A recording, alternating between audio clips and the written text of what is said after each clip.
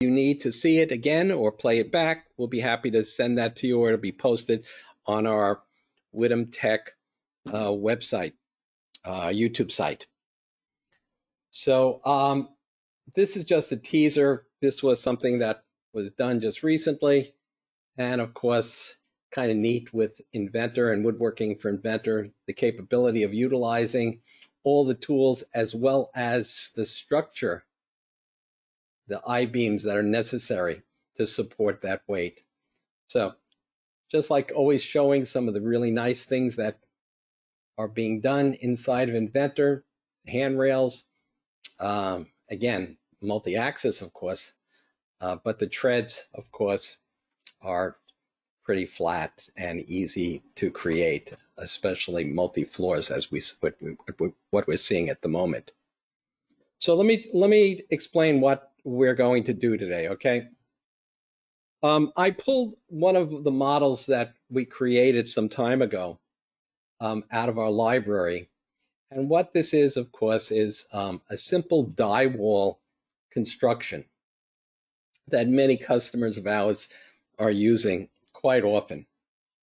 Let me turn off some of the visibility so you could see some of these parts that we're going to be working with.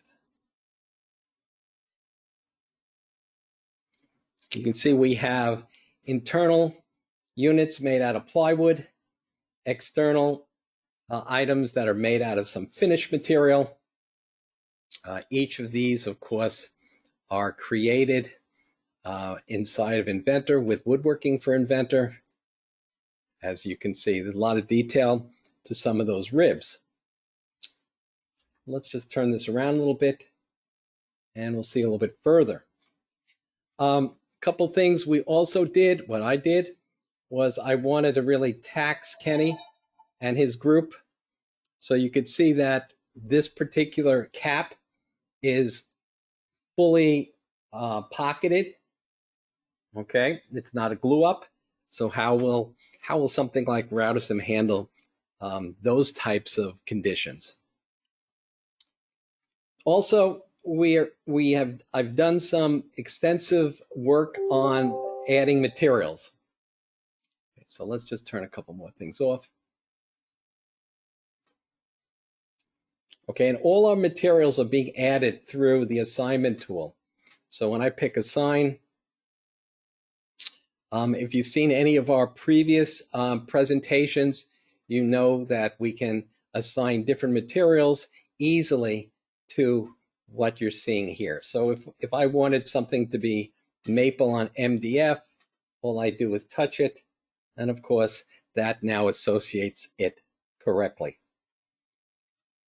Why? Because when you nest something, you have to nest like materials and like thicknesses. And if we can control it through Inventor, then it's less work downstream.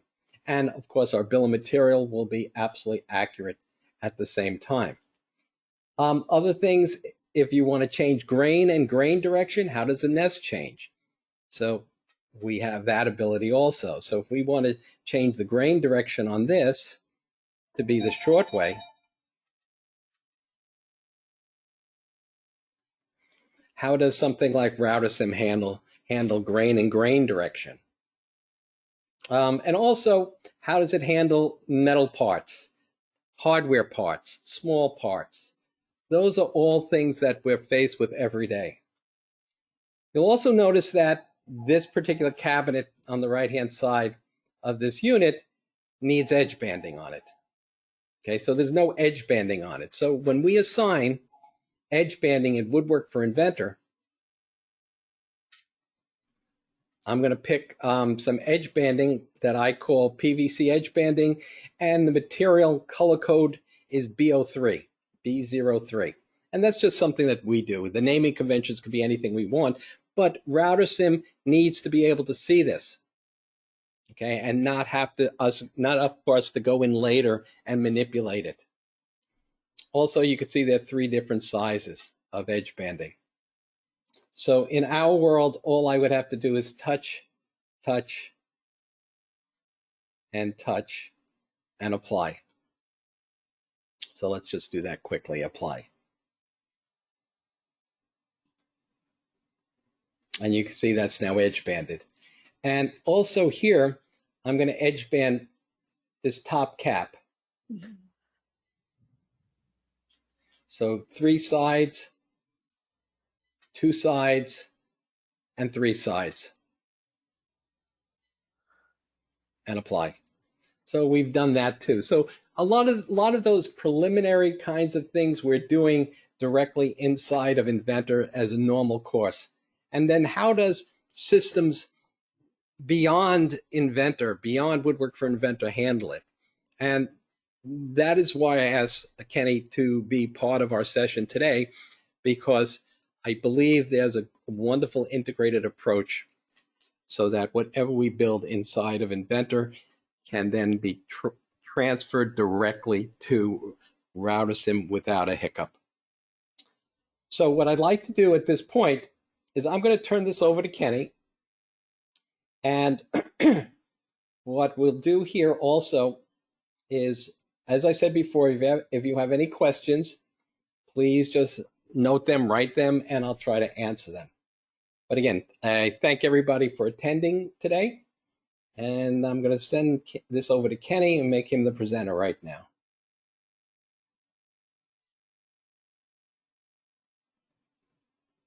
Hello. Hey, everybody. Thanks for attending this webinar. Today, I'm going to show you some of the CIM-TECH software and our webpage, CIM-TECH. There's a lot of different CIM-TECHs, and we've got the dash in our name there. And I'll show you how that Solid-CIM program works from the Inventor models. So let's take a quick look at what Steve sent us here. You've got your part names on the parts. So any of these parts, they have a part name, they have a material. We're going to pick up all that information from Inventor. And then you could also use iProperties and put in label fields. So you can add information for labeling on each one of these parts just by right-clicking and doing an iProperty on there. And Solid-CIM here is integrated right inside Inventor, and you've got settings. And if you wanted to not cut anything, you could do a couple different things. You could right-click and suppress it. So that little metal bracket, for example, you could suppress that. But there's other places where you could suppress things too.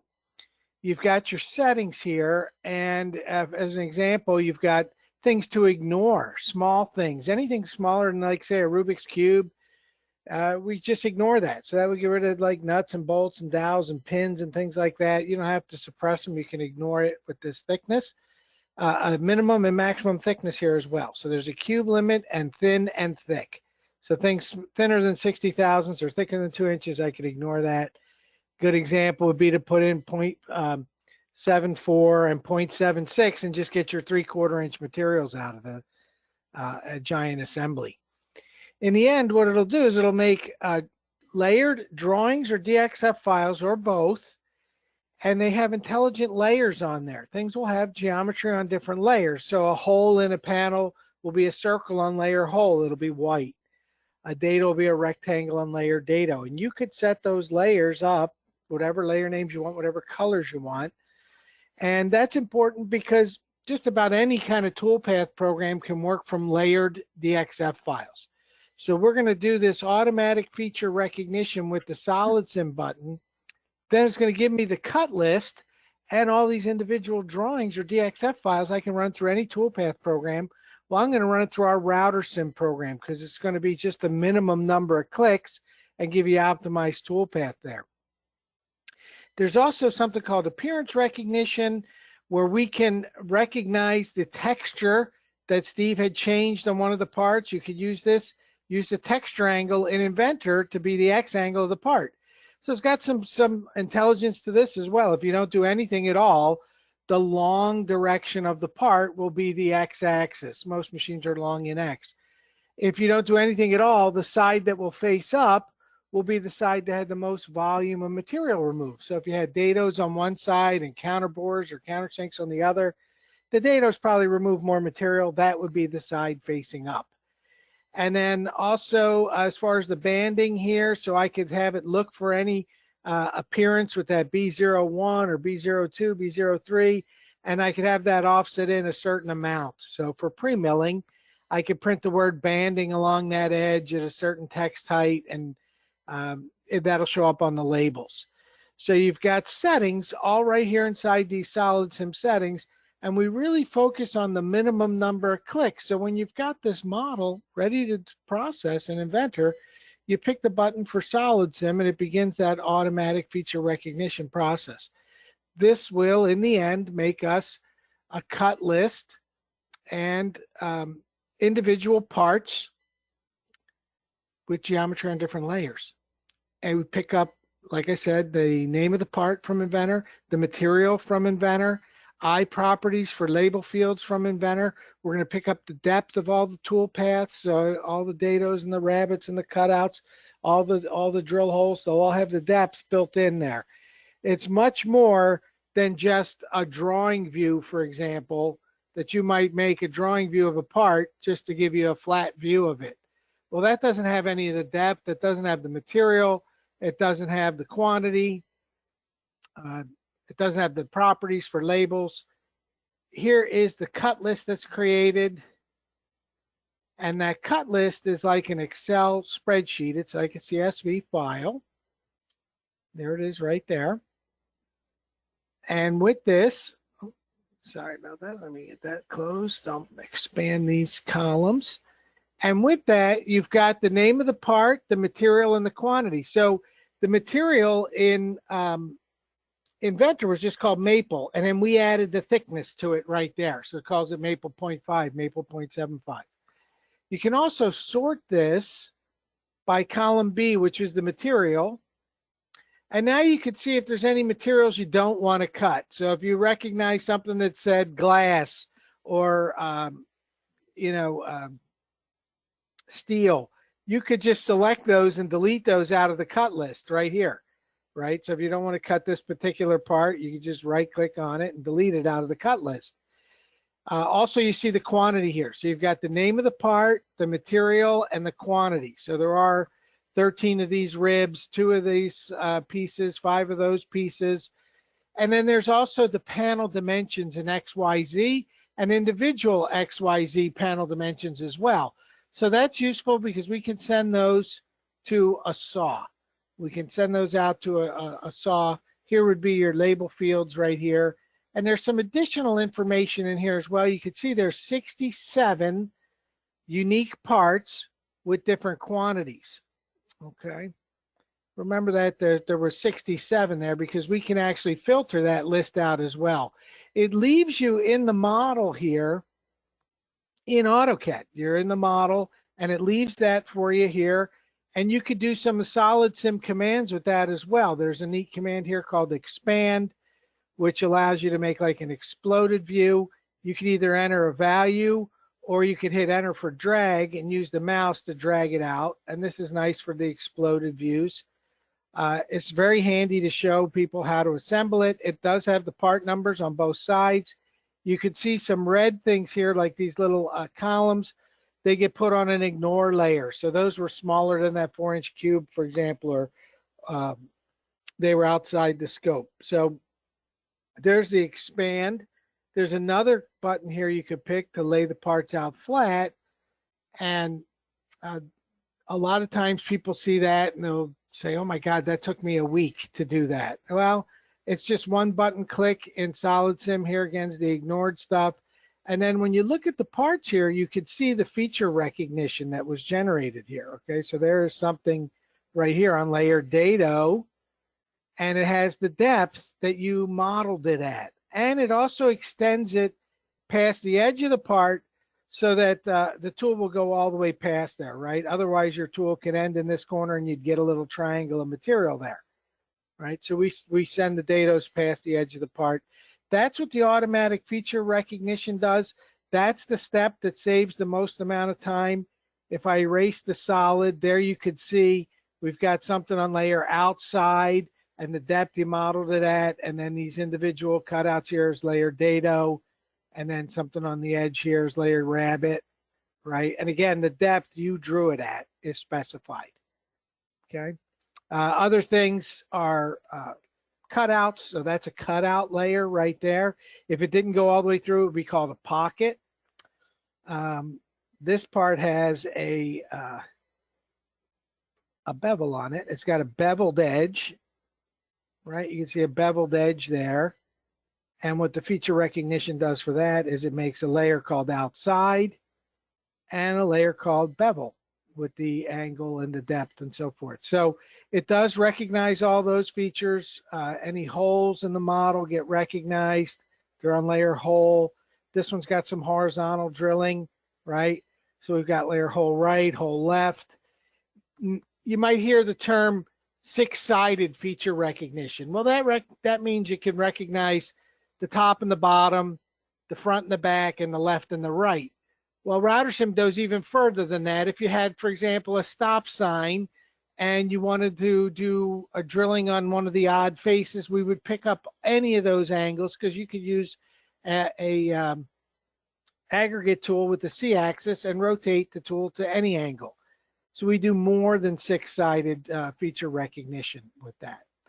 So that was just one click, made all those individual parts. You could do the explode, you could do the expand, it's all optional. But one click made all those parts. And then the other thing it did is it made me that cut list, the CSV file that I could right click on and pick cut with RouterSIM Automation Suite. It will then import this list and start making the tool paths, right? So it'll import and start making the tool paths. Let's take a look at, again, one of those. When I laid the parts out flat, you could see the individual drawings. There's an example of one of them right there, and there's more. Let's go ahead and start up the automation program. So I would normally just do that in two clicks. One click to do the feature recognition, then right click and cut on the cut list. And any Excel spreadsheet or CSV file, you can simply right click and cut on. And it will build you a job in the RouterSIM automation program. It's a full database program. And here you've got all these individual parts right here and their material and their quantities. Remember, there was 13 of those ribs. And there's the material that it's on. So you got a whole material database.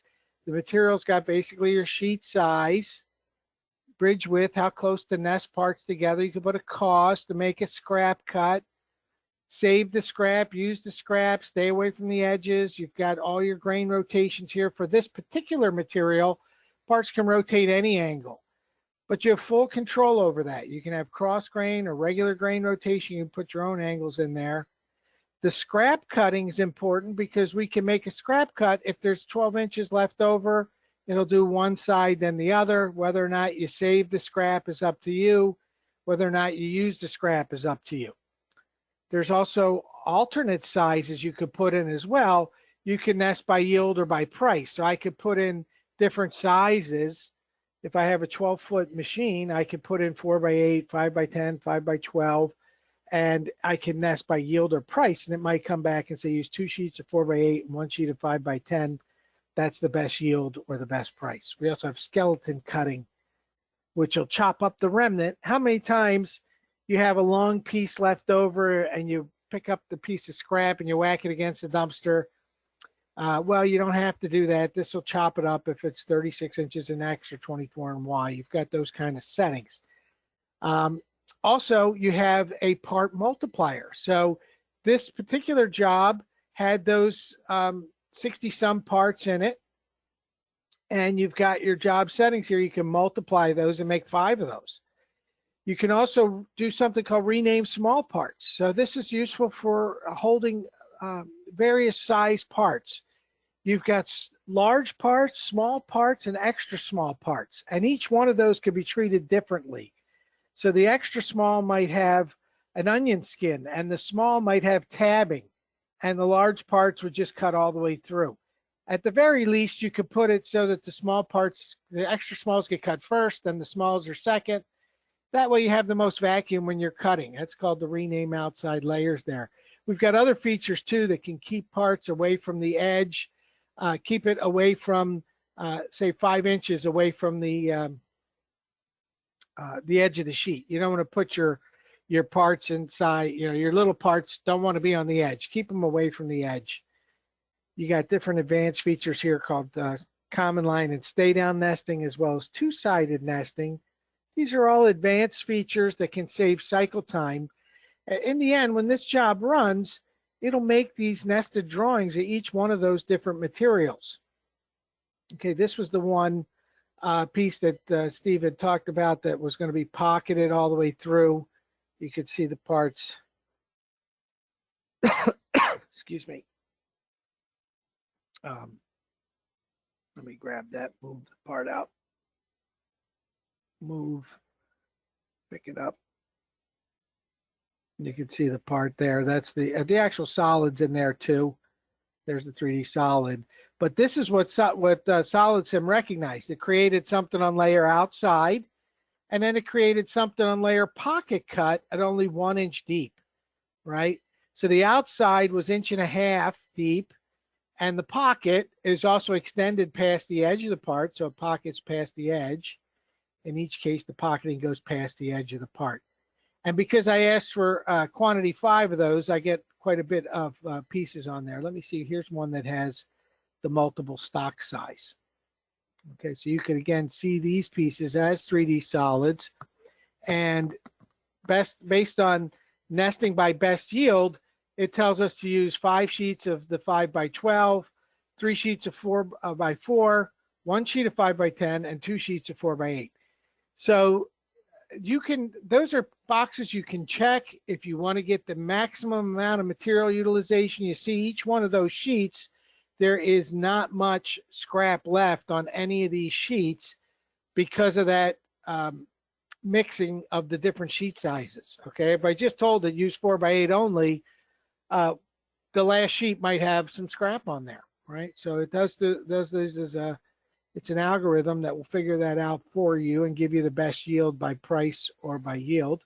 And then this is also something called tool stay down nesting. So what this does is this will lead in and lead out in one spot, and the tool stays down and connects from part to part without lifting up. Now this is version 3 of stay down nesting.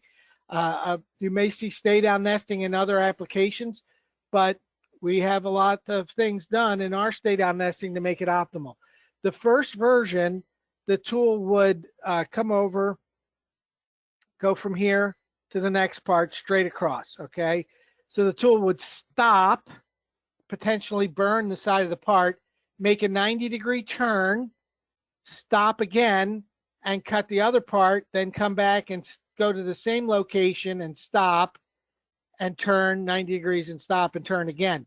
So this worked, but the problem is the machine comes to a full stop and you might get a bump on the part because you're starting and stopping in the same spot. So version 2 had an overlap on it, right? So the tool would go past where it started. So version 2 was an improvement because the tool would go past where it started and you had an overlap. You're less likely to get the bump, but the machine still has to come to a full stop and change direction 90 degrees. Version 3 has this nice tangent arc out, tangent arc in, cuts the next part, comes off on an arc out, goes into another arc in. By just making those small little arcs like that, the machine runs substantially smoother, no tool deflection, no bump on the part at all. Okay, so version 3 on the stay down, it's a pretty big deal because this, at the end of the day, can allow you to run maybe 3 or 4 more sheets of material, right? It could save up to 20% on the cycle time. It's only on the outside path. Obviously, we can't stay down on these inside paths here, right, without cutting through the part. But it is also a ramped motion. We have full support for cutter compensation, ramp the tool in, cut around, overlap, ramp out, cancel cutter comp, and that gives you the best tool life as well. By ramping that tool in, you get a really good tool life and a spindle life as well. Some of these parts had the banding, okay, so it presents the word banding on those edges. That was one of the Solid-CIM settings. If you remember when I did that, I have it looking for that appearance that Steve put on there. offset that edge in by this amount and display that text along the edge. And there's the text to display right there.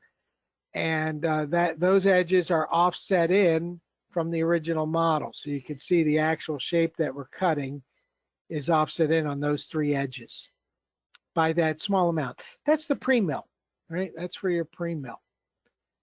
Now, all of this, you can use any of the AutoCAD commands right on these drawings. So if I wanted to draw something else in here, I could just start drawing a new part in here right away. I'm going to use my ortho mode, and I'll just draw another little part here.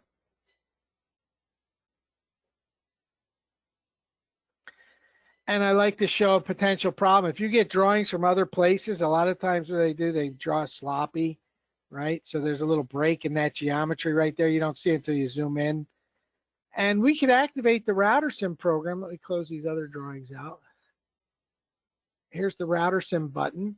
We could activate this and then start programming interactively. So I have all my toolpath commands right from the same screen here. I could pick a step that'll take whatever we select and it'll glue it together and let me pick a start point.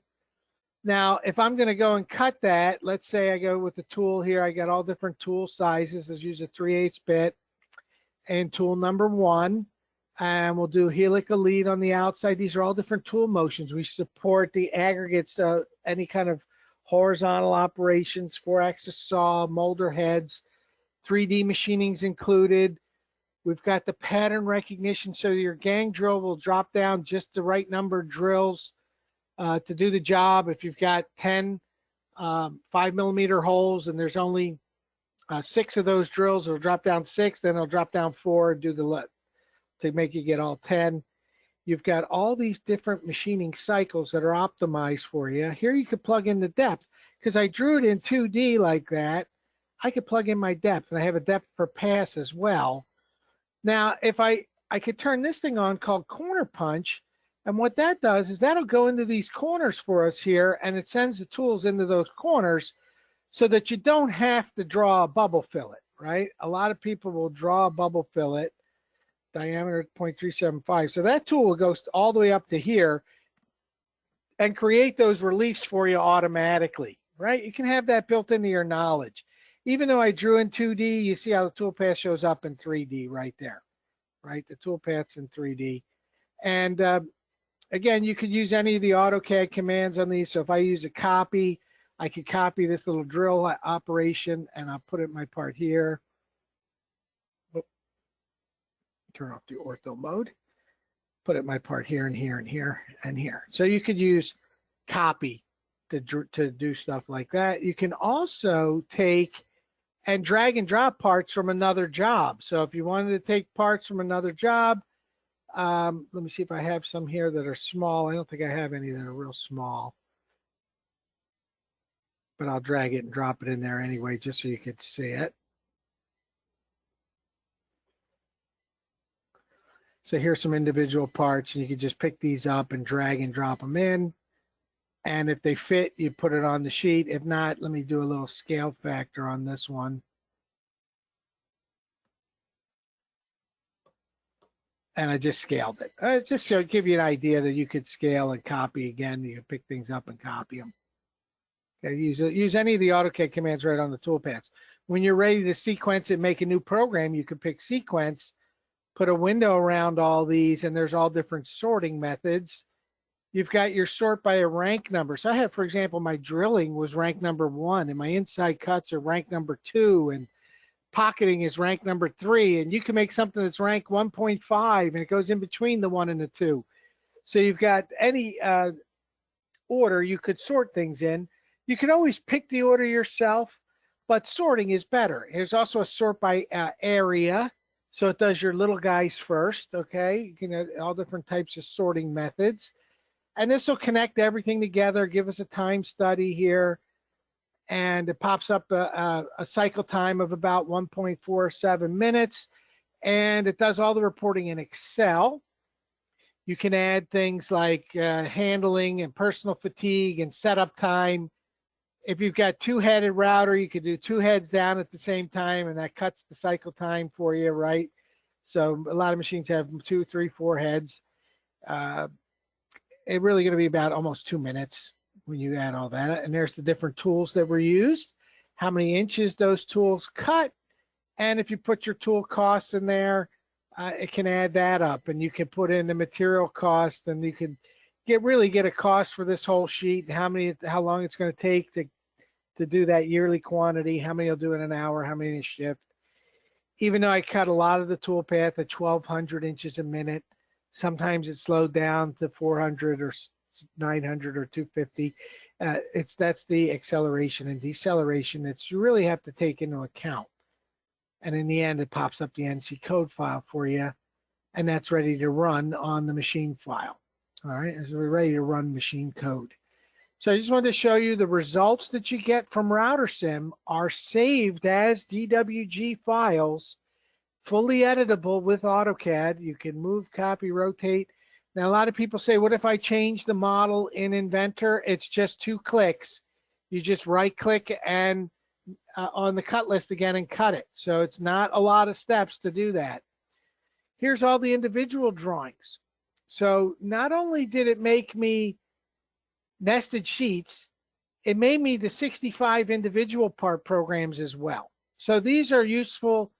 It saves them as drawings, and then it saves them as individual program files here as well. So these are useful for remakes. How many times you had to remake a part, right? You got the cycle time and everything all in there for that single part. These are for your remake, because you know when you need a remake, you need it right away. You have the programs for all those individual parts. And you see I'm just calling them by the letter S1, S2, S3.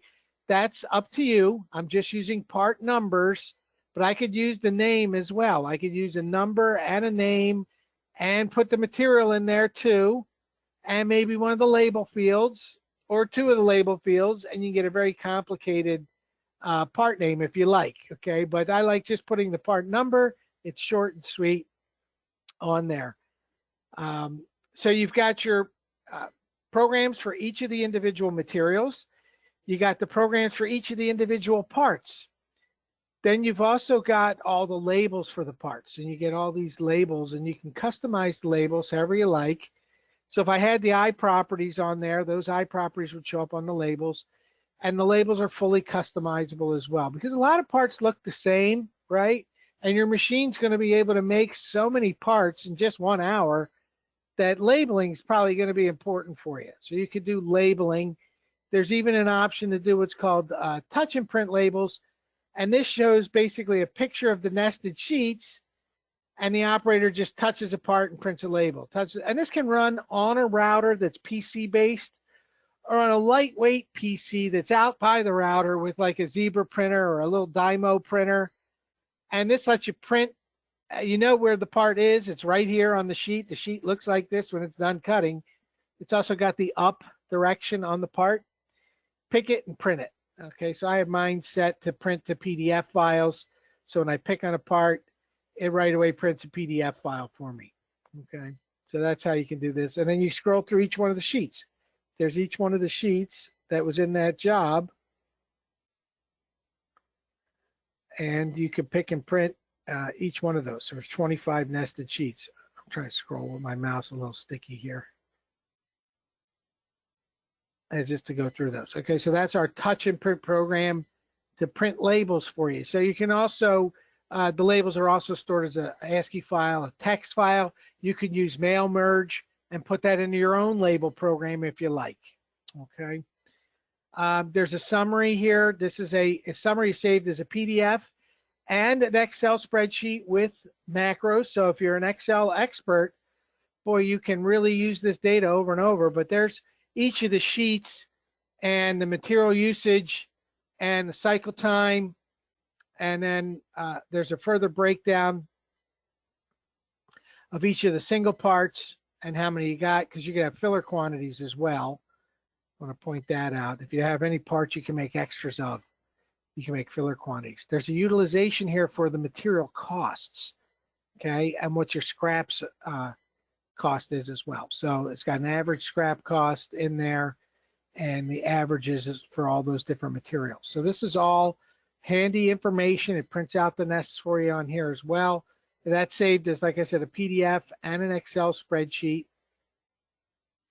There's simulation files here too, and the simulations are for like a playback of the tool paths, so you can see the order things were cut in. And while it's doing this, you could, if I hold the shift key, you could pan and tilt and zoom while it's doing that. So you could see the order was these datas were first, the pockets were next, and so this was everything in order. And then when it's done with all the pocketing, it'll go through the stay down path. And I may need to slow it down so you can see that, but you may be able to get the idea too, where you'll see, you know, all of these had to keep the tool and lift up one path to the other. But there's the stay down path now, and you can see some of these parts are not completely cut yet, as it just keeps the tool down and connects from one part to the other. So that technology comes from like cutting plate steel with a torch, right? It might take 3 or 4 minutes to pierce a 4-inch thick piece of steel. You don't have to pierce that over and over. You want to just keep the torch lit and connect from one part to the other. That's where the stay down technology comes from. So all this is in there. You get the simulation. There's another report here too that has your like a material usage. You put that on the other screen. So how many of each material is on there? Okay, so you can print all that out. And the last of the information there was a PDF file that's got, in this case, just all my nested sheets is what I printed out to PDFs. They can go to a regular printer, or they can go to a PDF printer, or you can have it do both. Okay, so you can have a hard copy print. So here under printing and labels, print them to a real printer, or create a PDF file for single parts, for nested parts, combine them all into one, so you get a lot of usage here. You have all different label formats you can make as well. So RouterSim's got a full labeling program, and you can customize the labels. So this is useful. You want to make custom labels, put whatever you want on there. There's the part label. So this little barcode is going to the file name. I could have it go to one of the label fields, or I can copy it and have the copy go to one of the label fields. You can drag and drop a logo in here. You can go to the sheet layout and pick whatever size labels you want, from zebra, from Avery, or whatever. You can customize the sheet sizes as well. So it's fully customizable labeling in there.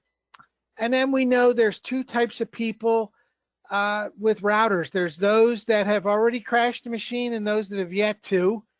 And we're going to keep you in the yet to by taking the machine and doing an automatic scan for it. Automatically check the G codes for any Z's that are deeper than 50 thousandths, for example. I don't care about the X or the Y, but the Z, I want to check the lower limit. If it goes deeper than this much, then something's wrong, right? And it'll put it in a separate folder and give you a report. Very useful, because we all make mistakes. You might type Z minus 125 instead of Z minus 0.125, right? You might move the decimal, and you don't want to send the machine through the table. So this will check the G codes for you. It's just a matter of time. Just like the guy at the boat ramp who puts the boat in without the plug. Some people have done that, and there's people that have yet to do that, right? I like to make that little joke there. This little job is just one of many jobs that have other jobs here in my database. I could make a new job, and I could say add assemblies and add the reception desk and add this and add this and add this. Okay, and I could tell it I need 4 of these and 3 of those and 2 of these and 4 of these.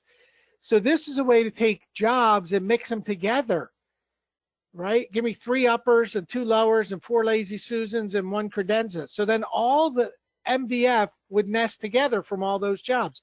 All the melamine would nest together. All the plywood would nest together. That's great until it comes time to unload the parts, and then you want to use something called cart control. Is very useful, because if I mix 10 customers together or 10 different products on one sheet, I might get parts for all 10 jobs.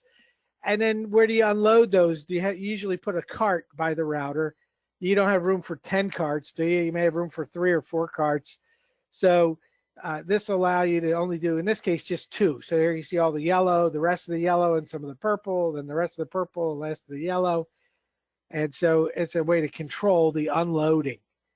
There's the multiple stock size. Here's a skeleton cutting, which can cut up the little remnants for you. And there's common line as well. And not only that, there's also two-sided stuff. So there's two-sided. Let's see if I open the results on this one. You can see how many times you have parts with machining on both sides. You put the sheet on the table upside down, and in this case, just these doors have pocketing and drill holes on them. The drawer fronts, nothing happens to those. It trims the edge of the sheet, so when you flip it over, it's a trimmed edge that goes back up against the pins. And you can choose which edge gets the trimming. Some machines have 0 in different locations. And then the other side has a common line cut. And what common line is, the parts are spaced by exactly the tool diameter. And with that, one tool path cuts between 2 parts at the same time. So this is up to 40% less machining. Of course, it only works with rectangles and squares. Right? A bunch of circles don't have common edges.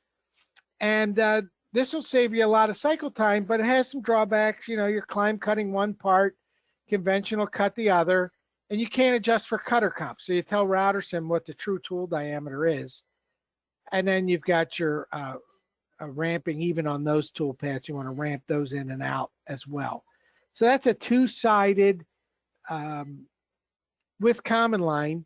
And then the other thing you could do with two-sided stuff is go halfway through. If you're interested in that, you want to put a round over on the top and the bottom of the part, for example. So here, they're drilling and pocketing on this gear, and on the back side, they're going halfway through with the tool path that's actually a stay down tool path. There's the little arc in and arc out. And then when they flip that over, they do the other halfway through on the other side. And that went off the sheet somewhere. That goes, just trying to use a move command for you, just to pick that up and move it out the way. You could see it, one lead in, one lead out. Okay. And that's a ramp. It's a helical motion, so it follows right along the contour of the shape. No matter what the contour is, ramping it down and following the contour is always better than plunging. It's going to save your tool life, save your spindle life, give you better cut as well. And with the simulation on that, you can see how the stay down works. See how the just keeping connected from one part to the other. And that's only halfway through there. It's not going through the other side. All right, so there's two-sided nesting. We have those type of features, backside. And what's nice about this, all of this, you get a way to, you know, configure which layers cut what. It's called the Do It editor. And that Solid-CIM looked at all those models, and it put all this stuff on different layers. It found things on layer a whole left and right. And you see I have those turned off, right? So you could turn things on and off. If I'm going to nest those, I'll probably do those left and right holes on another machine or another operation, maybe like an ABD machine or something like that. And here you could say, hey, which drawings have those bevels? There's the drawings that have that bevel, right? Which drawings have the whole left and right? And there they are right there. And you could right click and open those drawings up. You could also see the drawing names and then see what layers are inside each drawing. So you got a way to map out your layers. Okay, which things have what layers in them. So that was a quick overview of Solid-CIM and then running it through AutoCAD. And here it is as a job right here. And once that job's run, I have all these results ready to run at the machine. If you've got a Fanuc control, I even make a schedule file for you that you could just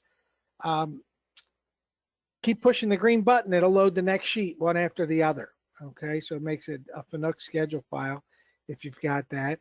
And everything's saved in a folder with the same name as the Inventor model. And you could choose where that goes. You've got your settings in here where you want all your data to go, system folders, where do I want my output to go. Oh, and hey, what if I want to run that on my different machines, you could turn on what's called a multi-post. Okay, so I want to run that on my Fanuc control, then I also want to run it on a wiki and run it on the SCM. Okay, so that'll output now 3 different machines, the one with the Fanuc control, then one with the wiki, and one with the SCM. So if you have multiple machines, you want to output this to multiple machines, you can do that with a feature called multi-post in the RouterSIM 2021 and newer. Okay, so that's a feature in the newer versions of RouterSIM. And there's that import, so you can import from Excel and any kind of CSV files. Okay, we even have a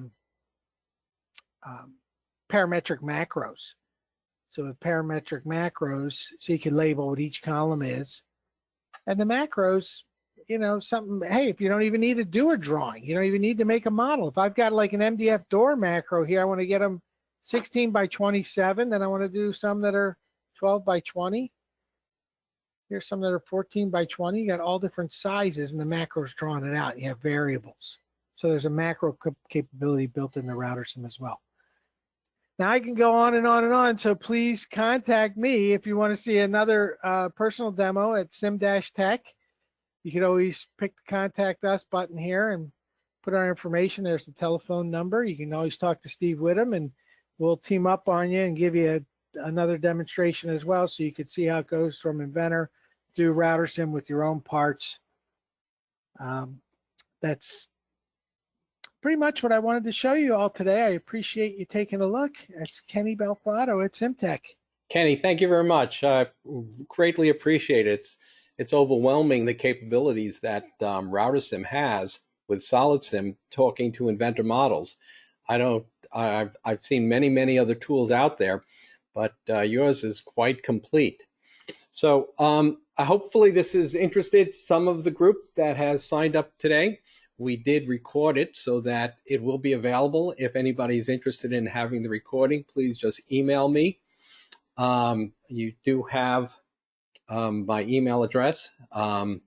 If not, I will be sending an email out to everybody that did attend, so you'll have that tomorrow. But if you want to ask unique questions in regard to your own company and your own type of manufacturing and the machinery that you have, then of course we take it offline and we'll do one-on-one with any of the group that might be interested in pursuing this or educating themselves a little bit further with these tools. We can also talk about comparison between this CAM tool, this complete CAM tool, and others, if you'd like.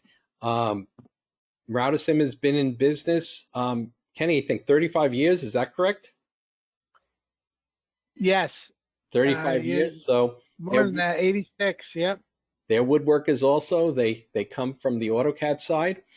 So that's how I first got involved with them. This is well before Inventor ever showed up, because we were doing this with AutoCAD also, and 2D AutoCAD, in fact, not even 3D AutoCAD. So a lot of history. But I appreciate everybody who spent the time with us today. Thank you. And please let us know how we can work with you in the future. And I wish everybody a great holiday season. So take care, and thank you once again. Thank you.